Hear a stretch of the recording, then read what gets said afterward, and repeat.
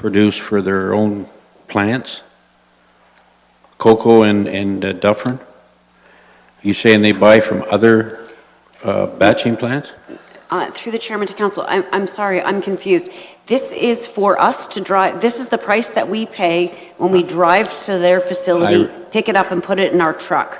I realize so that. So if we are doing work on the west side, yeah, it's not always as cost effective to drive all the way back to Simcoe. There's some places on the other side of the municipality that are located outside of our municipality where we obtain the material from. But that's Cocoa paving if it's up there, or is it Dufferin? It's got to be one.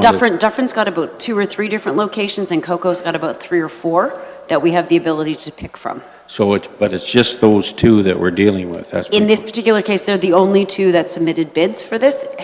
Last year we had a 3rd company that had also submitted bids, but they did not submit a bid this year.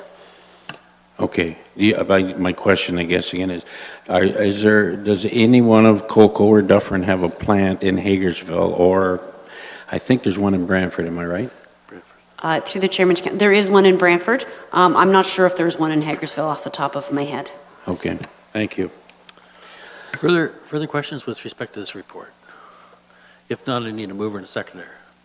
Mayor Luke and Councillor Height, movers and seconders, and I'll read it.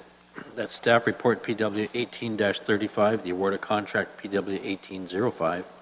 Supply of hot mix asphalt be received as information. In that contract PWR 18-05, the supply of hot mix asphalt type HL2, HL3, HL3F, HL4, and HL8 be awarded to Dufferin Construction and Cocoa Paving, Inc.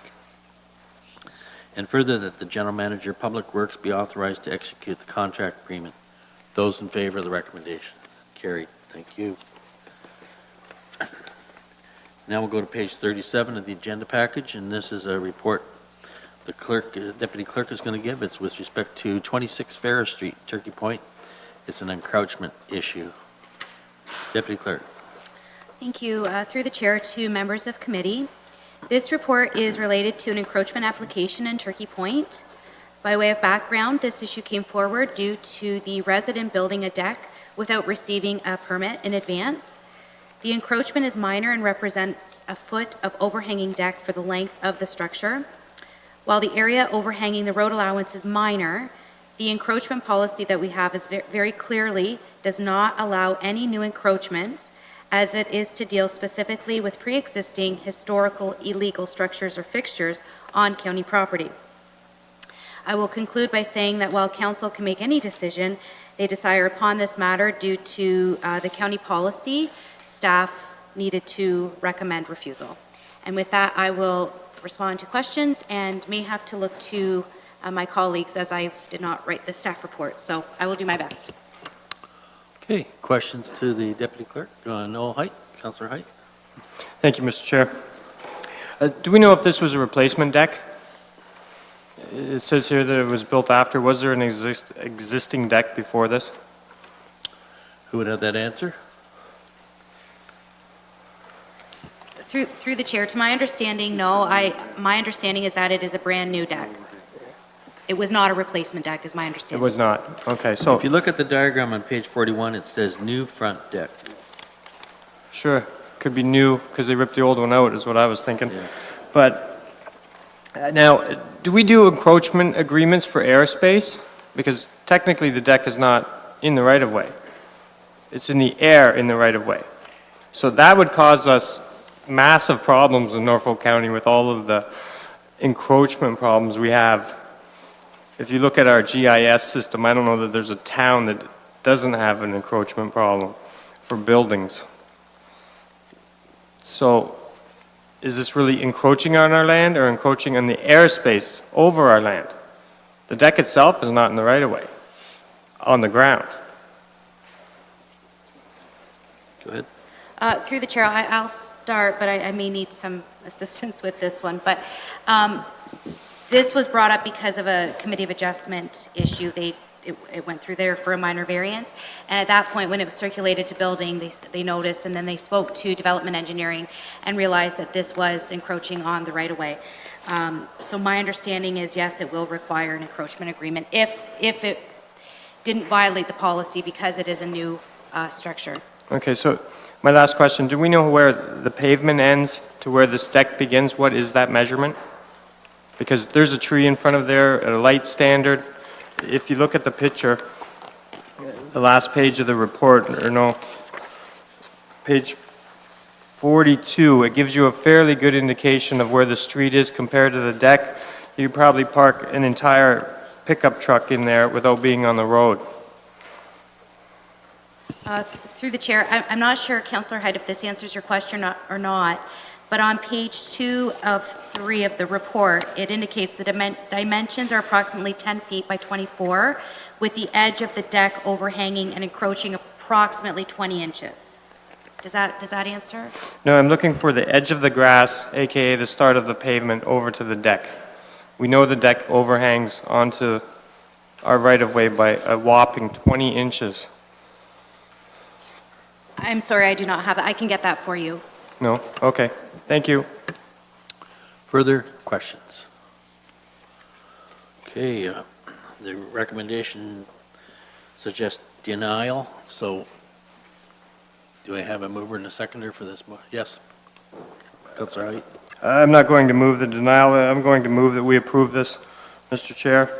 We're talking 20 inches here. There's probably 20 feet of lawn space. I don't want to set precedents, but I also don't want new visitors to come into Norfolk County and expect to tear down a deck.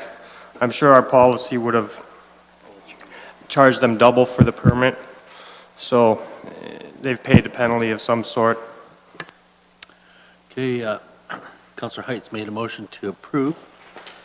Any seconder? Councillor Sonnenberg, you're seconding that? Yes, and I'll speak to it. We have encroachment areas in this county where buildings actually overhang the road, the street, the paved area, and we've approved it. So I see no problem with approving this one. Thank you. Okay, we duly have a motion here. Mayor Luke? Thank you very much, Mr. Chair, and I was down last night and looked at this situation carefully, and I want to ask a question if I can. I don't know if anyone here has the answer.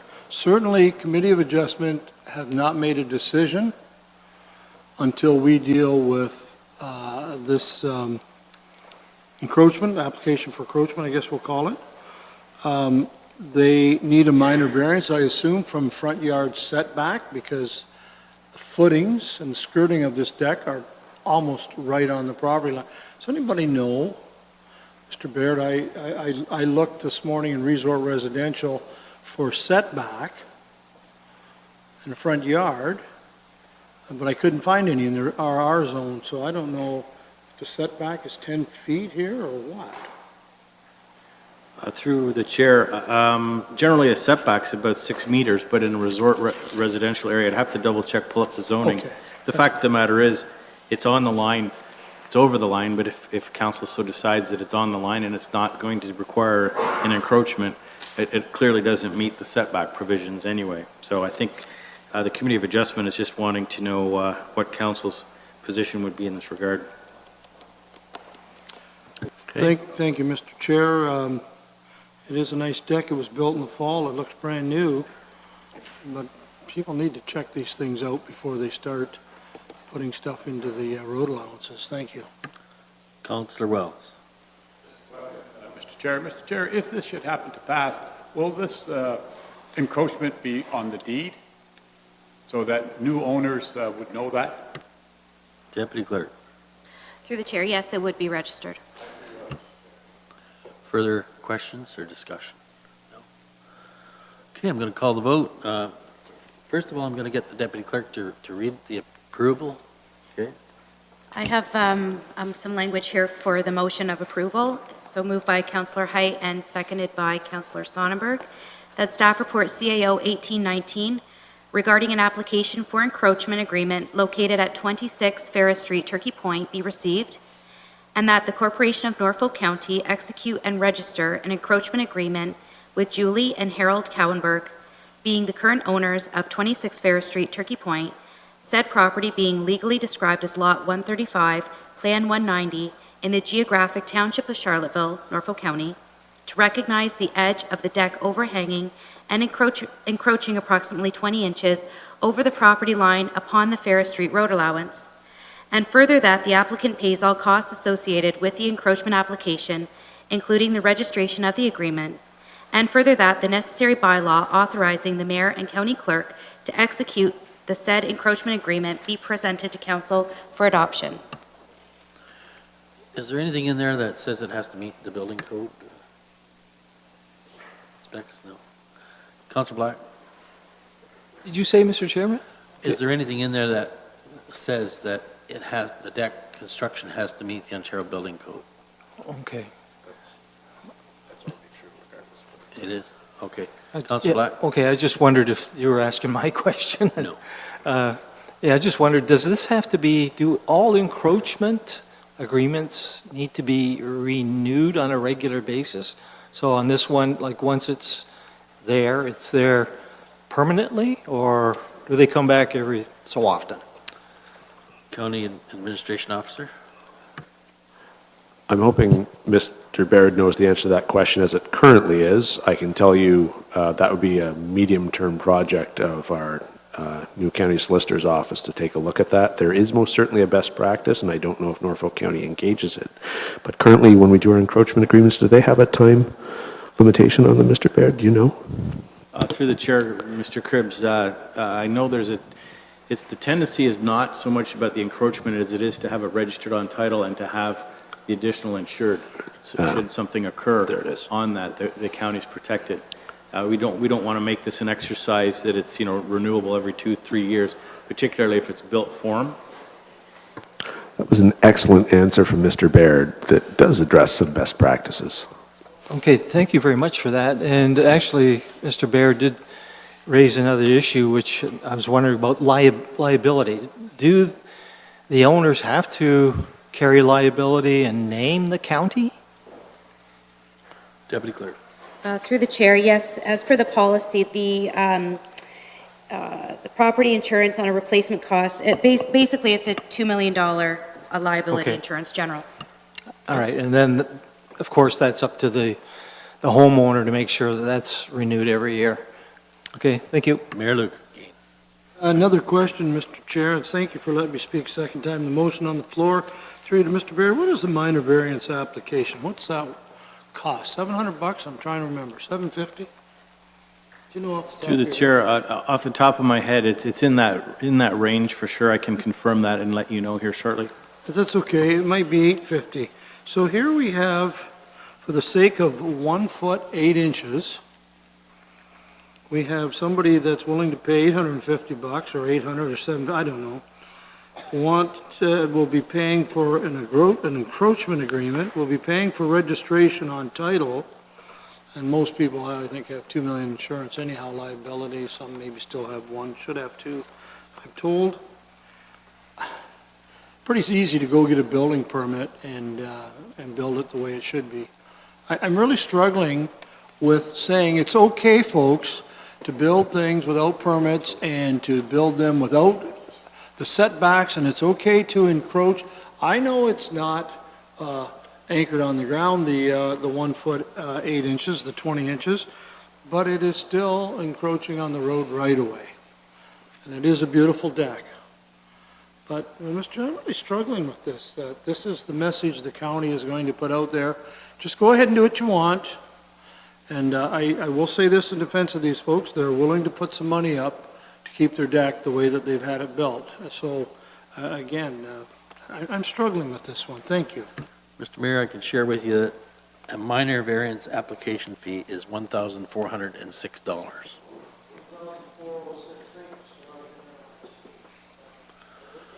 Councilor Height? I don't suppose you have the cost of the encroachment agreement? Yes. Because Deputy Clerk? all told, Mr. Chair, this is probably $5,000 worth of fees going to the county for 20 inches of airspace. And yeah, maybe they're better off to take a chainsaw and cut that off, but if they want to pay the money. Deputy Clerk, do you have something? Through the chair, just to respond to your question, an encroachment agreement for 2018 is $371.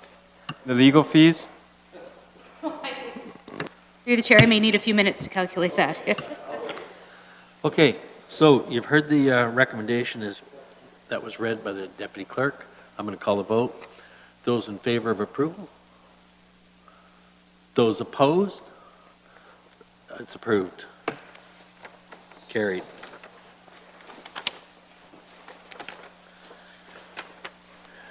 And now we'll go to the award of tender for Temperance and Nickel Streets Waterford reconstruction.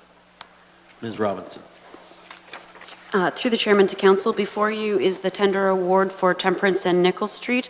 I had alluded to this report that it was coming a few weeks ago, indicating that while we had some significant savings on some other ones, we were having a contract that was coming that was exceptionally over budget. And this is the report in front of you. There are a few things that have changed since the original estimates were done. There was approximately $180,000 to remove contaminated soil and approximately $120,000 to $150,000 to relocate a storm sewer onto municipally owned property. In addition, when we reviewed the costs, it would appear that likely the original cost estimate in the budget was under. The rates that we have been provided by the contractor were pretty reasonable in what we're seeing in all of them, and therefore it's resulted in the project being over budget. And we believe that the bidding that we got was very competitive. We're actually pleased with the results that we've seen and the competitiveness of those, and I'd be happy to answer any questions. Yes, Councillor Sonneberg. Thank you. Ms. Robinson, what was the contaminated soil the result of? Through the chairman to council, a combination, there's a few different contaminations in that. Most likely it was the original material that they put back in the road when they did the original construction was contaminated when they placed it back in that ground. It's historic, it looks like it came from a railway yard of some sort.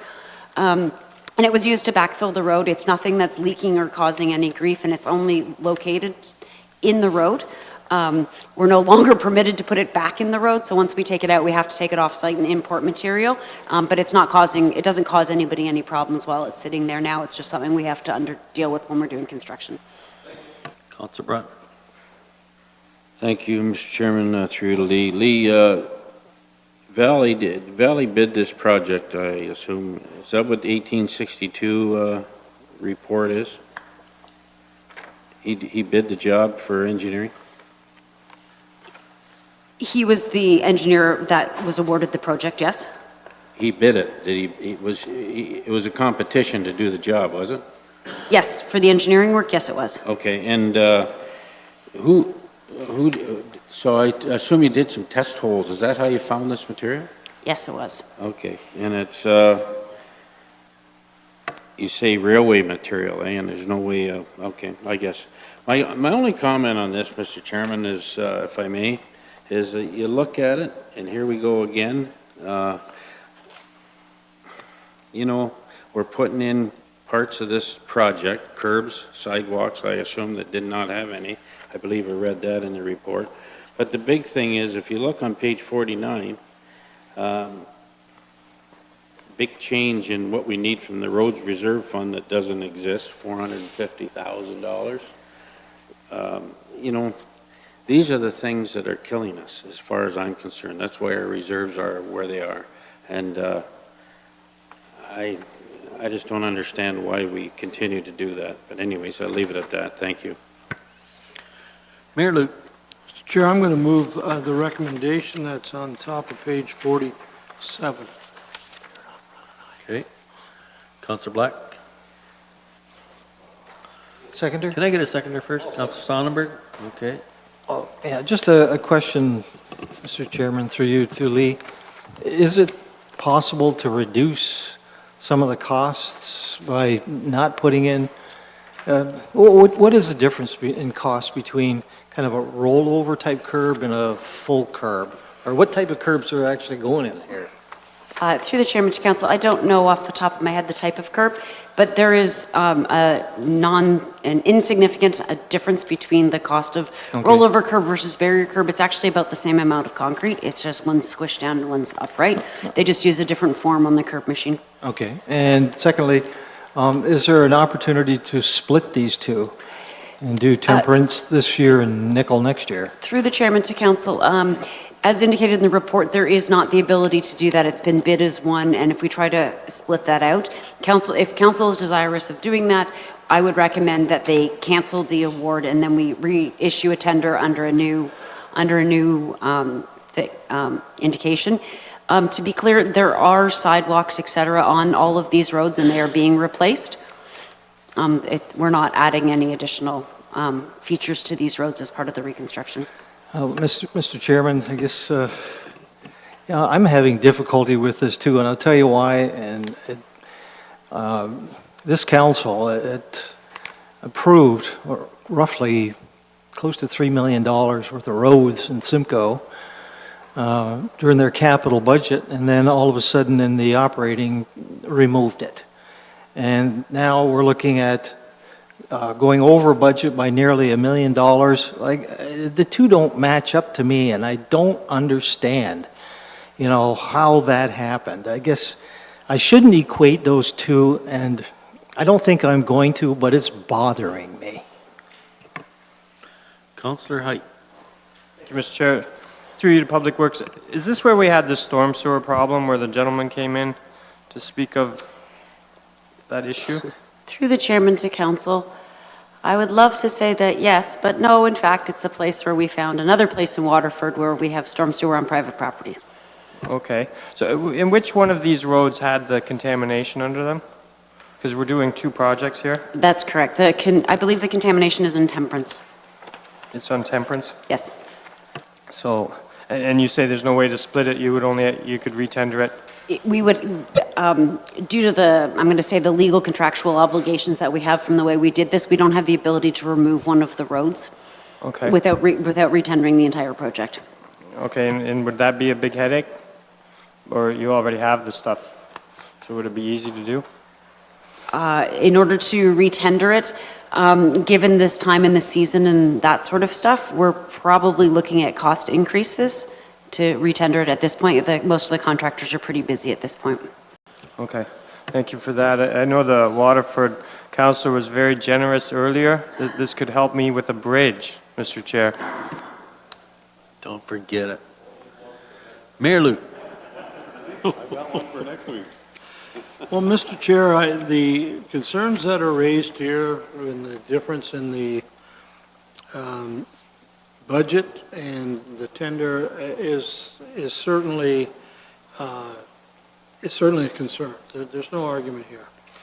I support doing this. I mean, the contamination issue is not going to go away. Whenever you fix it, that's an additional cost over and above what we normally do. The storm sewer situation of being where it shouldn't be is not going to go away. It's not going to be any cheaper next year. I would rather, at the midnight hour here, that we've got the tender, and Lee is right, it's a good tender. There's only, $115,000 between the first and second on a $2.1 million. I think it's a good tender. I think the jobs are ready to go. I think if we split them, we might end up, we do them over 2 years, we might end up even, don't know, but I would think the two that close proximity for equipment, manpower, et cetera, would be a better deal than doing one year, one the next. I would rather support looking for around some of us next year. I would rather support maybe cutting out a project next year somewhere in the county if we feel that we're hitting reserves too hard here, then cancel this. These are rough roads. I think we're about 300,000 over budget here. What was the proposed budget of? Did some math here somewhere earlier. Approved budget 1875. Proposed revised budget is 2706. It's about 800,000. 831. There it is. Think it's going to be any cheaper splitting them up and do them separately with contamination sewer? I don't. I think we've got a good tender. Let's move on. Thank you. Councillor Oliver. Yeah, Mr. Chair, I'm going to support the motion as well. The only other thing I'd remind my colleagues of, just a little earlier in the meeting, we approved the hot mix asphalt tender where the price had essentially doubled year over year.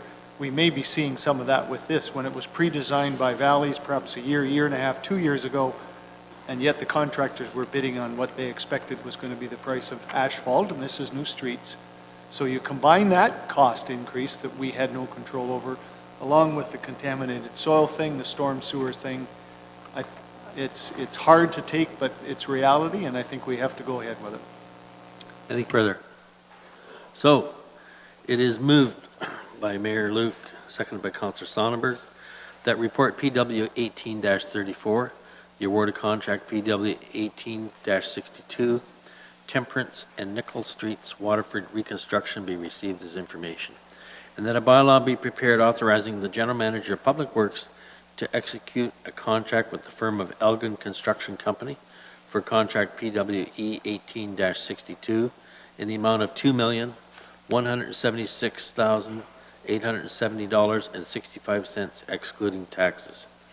And further, that the approved 2018 capital budget be amended as outlined within report PW 18-34. Any further discussion? Those in favor? Those opposed? That is carried. Thank you. And now, moving on, we have no communication items. We have no motions or notice of motions. We had our closed session report already. Moving to other business. We'll start with Mr. Johnson at the left here. Mr. Chair, I have no other business this evening. Mr. Soshenkoff? Mr. Baird? Very briefly, Mr. Chairman, the 2018 edition of the Experience Guide is in print right now. Will be ready for distribution before the long weekend. And we will have 65,000 copies out very shortly, as well as the electronic, which is becoming a more preferred option. I think you'll be really pleased with the work that the team has put in. Another great booklet. We'll have copies for you here for next week. Okay, thank you. 65,000 copies out, that's our population in Norfolk. Yeah, primarily we target that publication beyond our borders to attract people in, as well as those of us that host our friends and family. Yeah, so those are distributed far and wide. Okay, thank you. Going on to Ms. Robinson, anything further? Through the chairman to council, I think I've had enough not so pleasant things to say this evening. Certainly have. Ms. Miranda? Nothing, thank you. Bill? Thank you. The only one small thing I have, just to keep council up to date, Talbot Gardens, council approved a capital project for the repair of the other section of the bleachers. That work has been done, and we are up to full seating capacity at Talbot, except for the very far end where with the header trench for the brine, we were not able to properly brace that, so it is still open for people to walk on. However, seating will be removed, so we're only down about 50 seats. So a good news story, came together quite nicely, and we're back at full capacity there. In the roof? Just looking at Lee.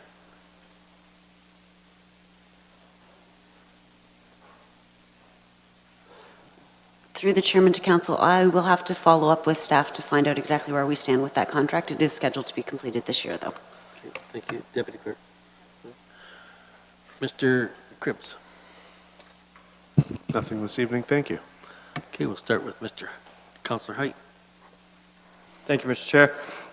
I've received some calls from constituents looking to rent spots in the Port Rowan Marina. I understand that it is full, which council will be happy to hear because we don't make a ton of money on there, but the demand is certainly there. Can you confirm that, Mr. Cridlin? The marina is in fact full? Through the chair to Councillor Height. Yeah, I would have to check with staff, but that was the last talk we had, that there were actually a small waiting list, but what you get at this time of year is if other marinas come open, they go, but I believe we are at full capacity at Port Rowan for 2018 year. Okay, and how are we making out on the projects that are going on down there? Was it Dock Street? Are we ever going to get there? That's been on my agenda for a long time. Through the chair to Councillor Height, yes, we had met with the engineer who was selected a few years ago, and with, as long as everything goes well, we should be tendering this summer with either a late fall construction or a spring construction of 2019, doing it outside of the boating season. Okay, sounds good. Thank you for that. My last one on the marina is I'm getting calls from the commercial boats and people wondering if you're going to add more dockage there.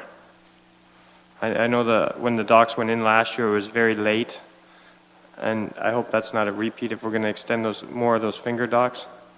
Through the chair to Councillor Height, for 2018, there are no dock expansions planned. Oh, no? Okay. No. Okay, thank you for that. Now, I have another one here, and Ms. Robinson, you'd probably be able to answer this best. It would be drainage on private property. I've had a call, and I've been in town, and I've looked at this property, and there's sinkholes appearing in this person's lawn. And it looks like we're draining water off from one of our properties across their property, which could be 50, 60 years old. I have no idea. It's a very old house. And is that normal? And how do we resolve that? Through the chairman to council, I'm not sure that I can define what normal is. That being said, if you forward me the details, I'll certainly have staff go out and have a look and see what we can. Now, would that be drainage? It's not road drainage. It would be. It depends on what's draining where, and if there's a municipal drain involved, and there's a whole bunch of different things. So if you send me the address, I'll be happy to look into it. We'll figure out which staff should respond, and I'll get somebody out there to have a look. Okay, I've sent that over to Mr. Mays already. Oh, okay. Then they'll be on it. Thank you. No problem there. And then my last one is the Langton office. I was in there today and I see they're not taking building permits. That's what the sign says on the front of the desk. Obviously, this makes my constituents, Mr. Oliver's constituents, Mr. Geisen's constituents, unhappy constituents, because they do a lot of business in that office. So, Mr. Chair, we're open for business in Langton.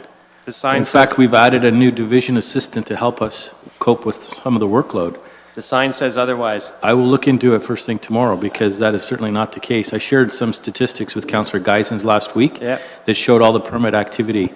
Langton is open and ready to take any permit applications, I can assure you. But thanks for bringing that to my attention. In those statistics, Mr. Baird, how did the Langton office fare if we're taking building permits? Because the amount of calls I get, I think everybody goes there. I've just shut this down, but I will forward you those statistics. I know you weren't with us last week, but it's approximately 20% of the building permit applications are issued through the Langton office, 80% out of the Simcoe office, just by split. Ms. Robinson has something to add with one of your questions. Oh, I apologize. This was with respect to the Talbot Gardens roofing. Oh, I had sorry. an update with respect to when. Okay, well, we'll get to that one. Yep. Okay. Is that near the Port Rowan Marina? Thank you, Mr. Chair. That'll be it for this evening. Okay, we'll go to Councillor Sonnery. Ms. Robinson, my question has to do with dead ash trees along the roadway. I have lots of dead trees marked with a big red dot. How is that program coming for removal of dead ash trees along the roadway? Through the chair to Councillor. Yeah, the ash tree removal program is actually done through community services for the bulk tendering. I'm sure road staff pick a few up here or there.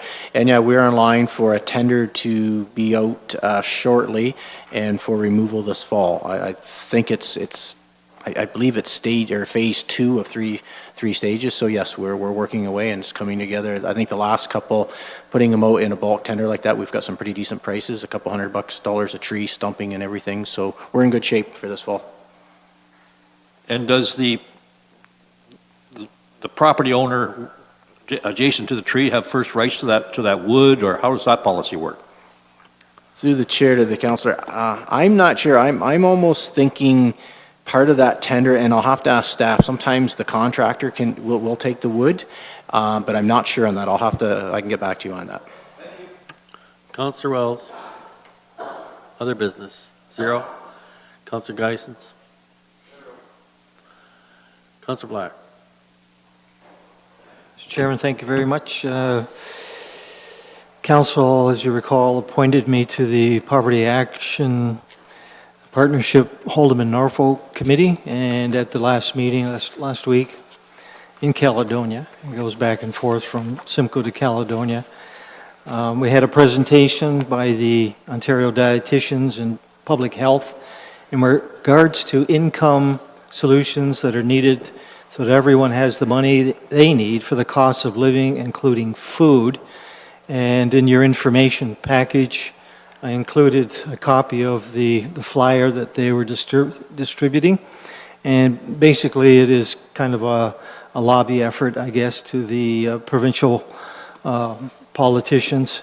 And there's a website if anyone wants to go on it to see how they can help support this this cause and let the provincial politicians know of their concerns. Secondly, I just had some concerns about cell phones going off with an amber alert. And I don't know if anybody around here has received this amber alert. I've had some people contact me and ask me where the off button was on the cell phone, and I have no idea where it is. Would there be a staff member that knows where the off button is?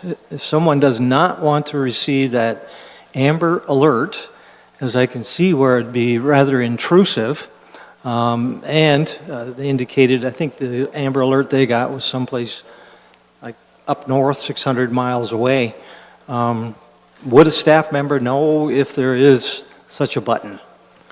Perhaps the IT department would be the place to get that information, but Mr. Sinkoff, do you have an answer for that? Quite honestly, I'm not sure that I have the technical expertise to Well, answer that question other than taking it back and looking into it. But I believe that alert comes as a text message from a number.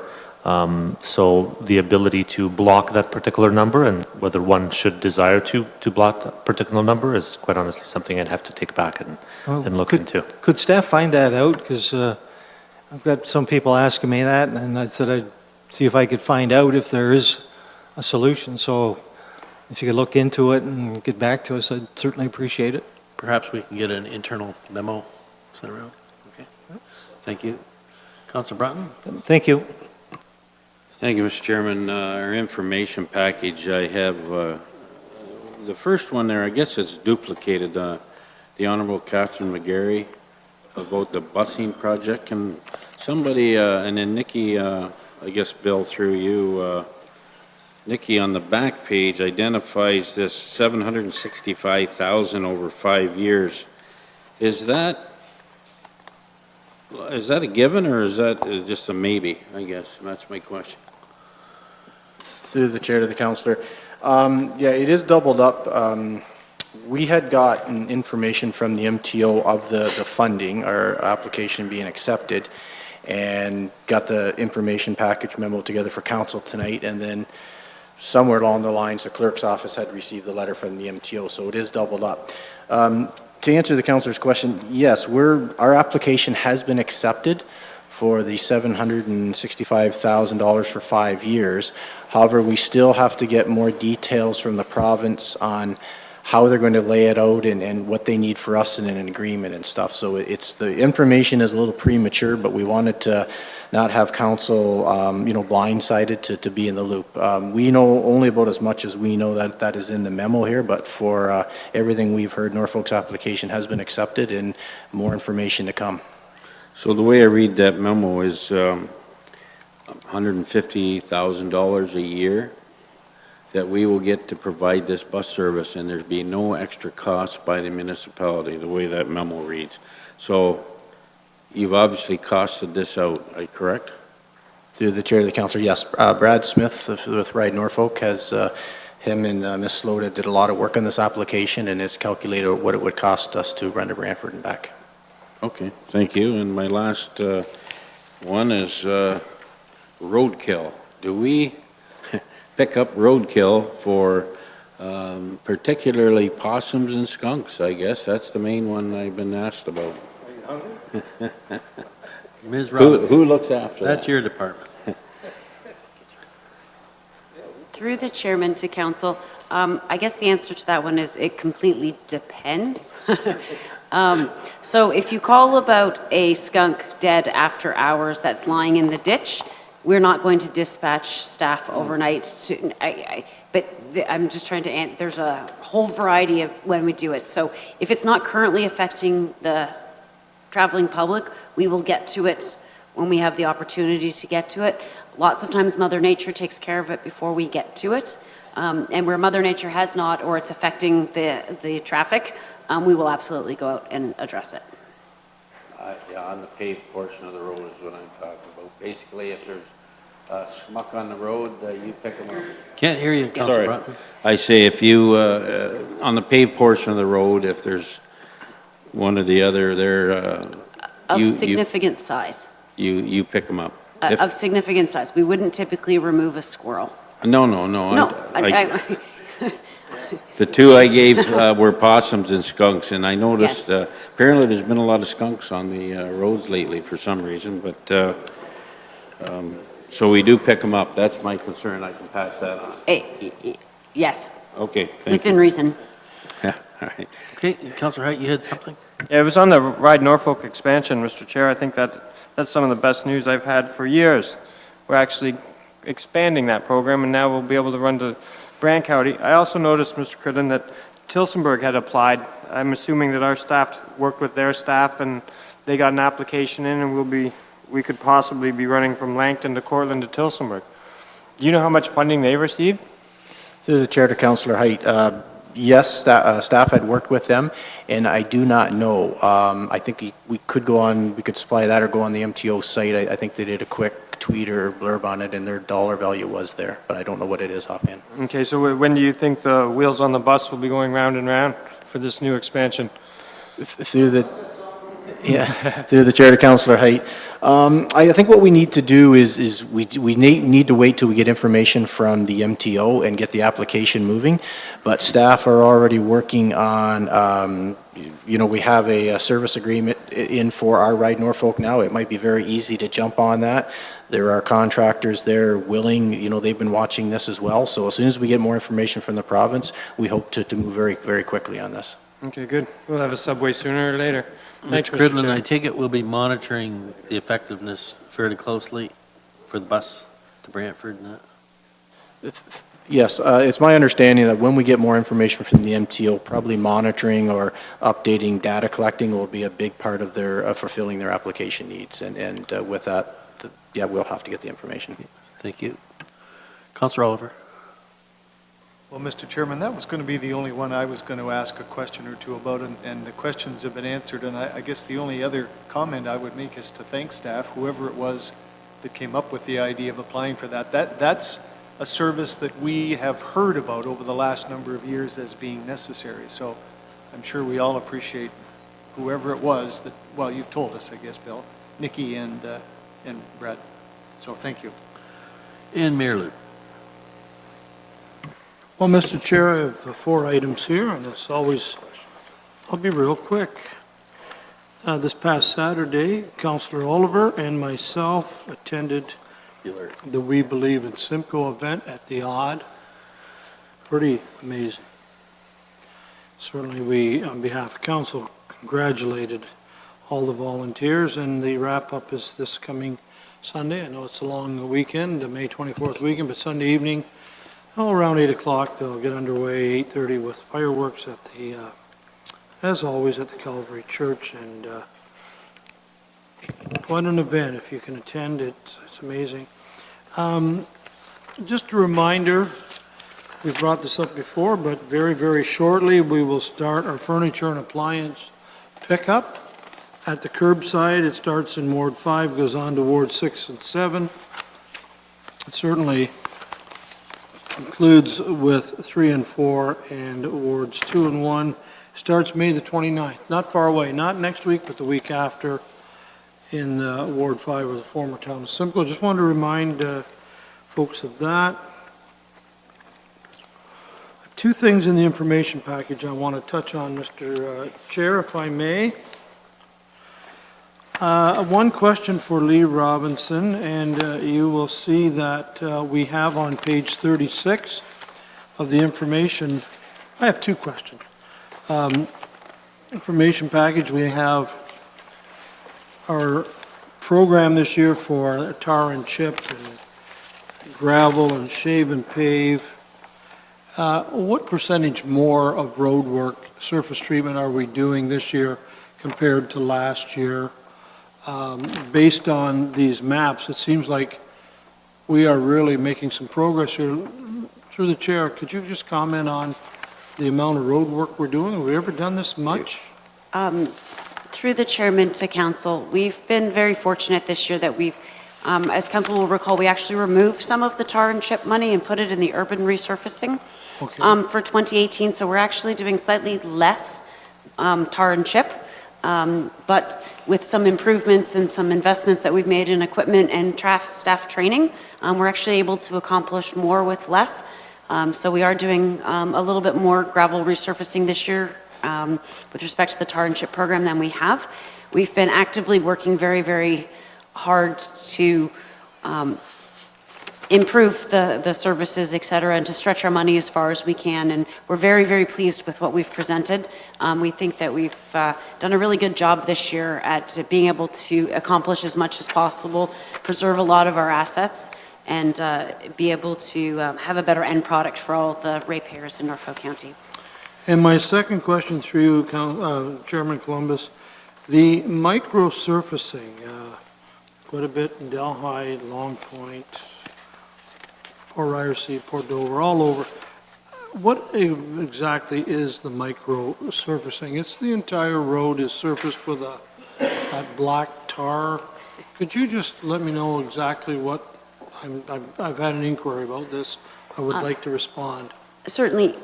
Through the chairman to council, microsurfacing is almost like a slurry that's applied. So we go through the road and we do a little bit of padding and some prep work on that road. And then it's a slurry mixed with the stone chip similar to the tar and chip surface that goes on it. So it's a much more durable surface than tar and chip. It fills a lot of the holes and cracks and does a lot of preventative things. And it allows us it's quite an effective process in terms of ensuring that we can preserve the life of the pavement. It works best in more urban type of areas, and it's a much better product for more of an urban area. I like to call it sort of the, it's tar and chip with less dust. At the end of the day, it's nowhere near as dusty. It's a nice, smooth riding surface. Yet it works quite well in those more urban areas, and it's much more effective than trying to pave roads because it doesn't require the same level of base. Thank you for that, and I certainly know I know it when I see it. I wasn't sure how effective it was, so I thank you for that. The last thing I want to bring up this evening is on page 11. There's a letter from the Long Point Ratepayers Association concerning the severe loss of beach along Woodstock. I don't think this is any surprise. And this letter from the ratepayers is questioning how effective our signage is as it pertains to the accesses and also the condition, and in some cases unsafe condition, once you get to the end of the public laneway. It's my understanding, and I will let Chris Baird speak to this, but Mr. Chair, it's my understanding of the 5 accesses. Last year we closed Pike and Winston. I believe they were the 2 westerly ones where they were most severe. I have to admit I haven't been down to Woodstock Beach. I don't know, I was down there this winter and there was snow on the ground, but certainly it's a ever-changing. You can see the photographs here of what it is. So my question is, Mr. Chair, do we have adequate signing? Should somebody or staff, maybe they have, should somebody not go down before we get busy with swimmers and beachers in the next 6 or 8 weeks, I don't know when it's going to start, and just have a look at these 5 accesses and see whether we're leading people down a public lane to a spot where maybe there isn't a beach, or there's a drop, or I don't know what's there. I'd like to, through you, ask Mr. Baird if this has been done, or we've got a request from Ratepayers Association. I think we should at least respond to it, personally.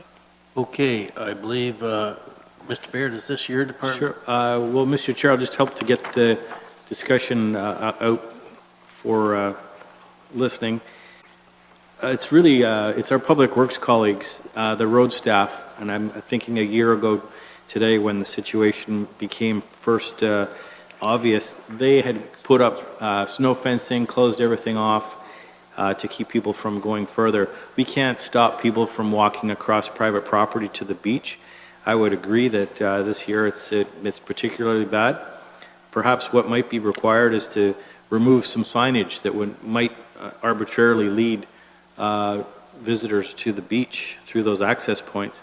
But I would defer to Ms. Robinson to see if her staff are again going to be monitoring those access points. Perhaps we can hear from Ms. Robinson and Mr. Cridlin also. Through the chairman to council, I believe last year Public Works staff, for lack of a better phrase, provided the labor and had some meetings with some other county staff and had discussed where the signage should be removed and where they liked it. And then once that decision was made, then Public Works would implement it, and certainly something we can do again this year. Mr. Cridlin, do you have anything to add? No, I think Ms. Robinson summed it up. Mayor Luke? Well, Mr. Chair, so I guess what I'm hearing is we've got 2 closed, they'll remain closed, and we're not going to look at the other 3 to see if they're safe. I mean, you know, I'm all for tourism. MNR, this is their beach. They don't, I'm careful what I say here, they don't seem particularly concerned about whether the beach is usable or it's safe, or we should be directing people there. Of course, they're not interested in people on their beach because they've got a park there that makes some money down at the end of the lane. That's just business down at the end of Erie. But should we not know, as a county that provided free parking for people to use those 5 accesses, the beach area, should we not know, this council, whether they're safe to have people go there or not? And if we don't know if they are or not, I think we better look at closing the ones that aren't safe. So I'm not hearing from staff that, yeah, I think it's time to go for a road trip and find out what is at the end of these 3 remaining ones if they're still open. You know, I was in Port Rowan last night, and you know what, I'm kicking myself for not driving out to the point, but it was getting late and I just didn't do it. But maybe nobody's concerned. Mr. Mayor, perhaps we can give the CAO, county CAO, direction to look into this situation. Mr. CAO, can you comment on that, bringing all the 3 departments together to kind of evaluate the situation? If it's not, to shut her down. Happy to comply with any lawful instruction of this council. You see fit to give one, we will do so. I'm sorry. I'm sorry, Noel. On this subject, Councillor Height? Yes, Mr. Chair. I was out there today. Pike and Winston, the 2 we've closed, are closed. They're going to stay closed. We probably won't be opening them for quite some time. Maybe it wouldn't be a bad idea if, Mr. Baird, you did take those access point signs down, because the sand's not coming back right away. Brant was decent. I assume the further to the west is likely, or to the east is likely better. I know our staff were down there. They recently put in the washrooms. So I imagine they have had a look, or else either that or the contractor goes down there. I'm assuming if there were snow fences, it was likely our staff that pulled them. And I have to assume that it would have came back to Mr. Baird's department, and they likely would have informed council it was unsafe. There's debris down there, as there is every spring. Logs, they wash up on shore and things like that. And, you know, I have some pictures on my phone that I can send council, but those 2 that are closed, they're definitely staying closed. It's pretty bad. I hope that provides an update to council and staff. Councillor Broughton? Well, just, I know a few property owners, right, and I apologize for the lack of street names, but as you come around the bend where their cottages are quite affected by the storms, recent storms, And I'm just wondering, and I agree with Mayor Luke there, like, I think we've got to look at them. And if we don't, if they're not accessible, and the ones that have been closed, I think we got to advise the people that are parking close to those accesses that they are closed somehow with signage maybe. Because they're going to walk in there and find nothing, and then they're going to, you know, where are they going to go? Back to their car, drive down the street further, you know, it's going to become a problem. So, but the other question I have on the same issue is, these people are from out of town and they have cottages down there, and I'm just wondering, like, they're really not that familiar with the policies and the procedures of shoring up their property, and I'm just wondering, they got to get a Long Point Conservation Authority permit, they got to get an M&R a permit, am I correct on all that? And in the meantime, the property's washing away. I'm just wondering, do they come to our building department first, or how do they get the sequence of contacts to go through? Who do they contact at the county? Is there anybody? Yes, Somebody Mr. Mayor. Mr. Chairman, if anybody contacts the county, they can certainly speak with building or bylaw, and they can be directed to the right people. So all the M&R, they got the appropriate contacts to? We know who the right people are to send Okay. them to. All right, thank you. Okay, Mayor Luke? Yeah, I'm going on and on, I got to stop, but it's my understanding, I heard that the washrooms were now dropped off.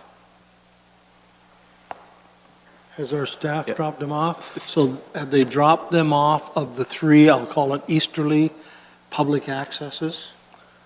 Through the chair to Mayor Luke, if the washrooms are on site, which they may very well be with the upcoming long weekend, they would be put in the same locations as last year, which would mean they would be on the easterly sections. And I don't have an answer other, I think maybe Ms. Lee was misunderstood, but we will have a get-together with staff and we'll make sure that those easterly ones are safe.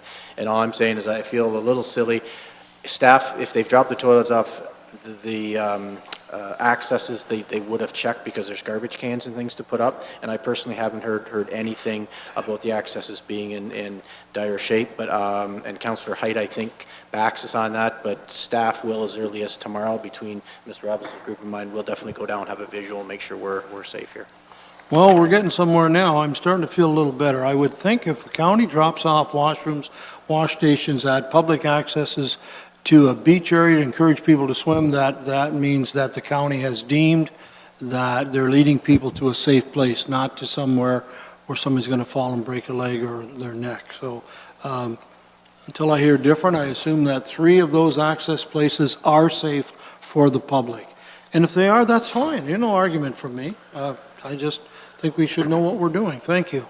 On this issue, the CAO has just mentioned to me that he's prepared to give us a report, being that this involves 3 different departments, to pull things together so that we know more about the issues facing this situation. Right? Okay? When would we be getting that report? 2 weeks today. 2 weeks today, we'll get that report. Okay? Good. Thank you. Anything else, Mayor Luke? Yes. Okay? We'll be that. Okay, the quicker we get that report, the better. Let's put it that way. Okay, Mr. Sinkoff, you've got an answer for the alert, the question that came out about the alert message. Yes, so I had a little bit of time, through you, Mr. Chair, to look for some information on Councillor Black's question.